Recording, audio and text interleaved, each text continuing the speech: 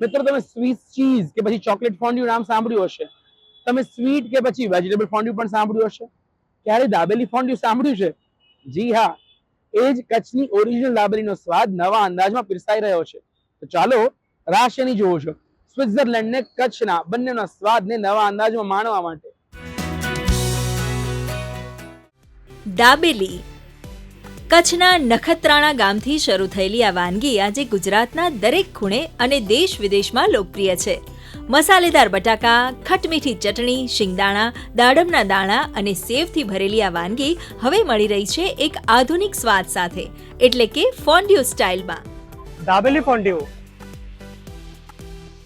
ये बहुत ही मुझे एक नया फूड मिला और बहुत ही प्रीमियम है, तो मैं सोचता हूँ मुझे फॉन्ड्यू के रूप में दाबेली खाने को मिले तो बहुत ही यूनिक और बहुत ही क्रिएटिव होगा और मार्केट में लॉन्च हुआ तो बहुत ही क्रिएटिव वे में लोग इसे चूज करेंगे.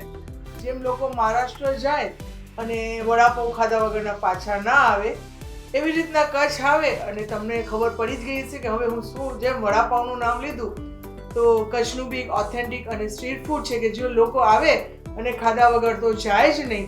ચાલો આજે આપણે બનાવીએ દાબેલી.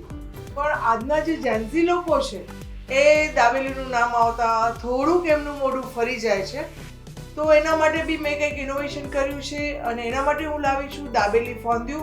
આપણે દાબેલી જોશું, દાબેલીમાંથી બીજું કેવી રીતના ઇનોવેશન થાય છે એ બી જોશું અને ફોન્ડ્યુ કેવી રીતના બનશે એ બી જોઈએ.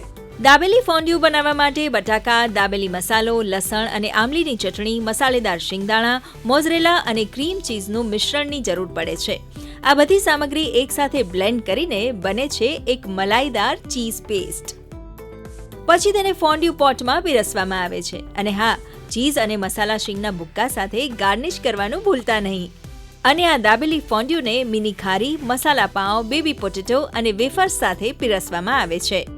એક જ વાનગીમાં કચ્છનો સ્વાદ અને નવી પેઢી માટે યમી ડિશ પણ. આમનો સ્વાદ ગ્લોબલ પ્લેટ પર. આને જ કહેવાય ગુડ ન્યૂઝ.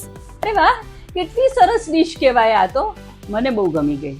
હવે આની અંદર આપણે વિચાર કરીએ કે આને પણ થોડી વધારે હેલ્ધી બનાવી દઈએ તો ખૂબ મજા આવી જાય આની. એટલે આપણે એવું કરીએ કે બટાકા તો હેલ્થ માટે સારા જ છે, પછી શીંગ પણ શરીર માટે સારી છે, પ્રોટીન આપે છે, તો પછી મસાલા પણ ખાવા જેવા જ છે, કોથમીર છે એ પણ સારી, એટલે ચટણી પણ ખાઈ શકાશે.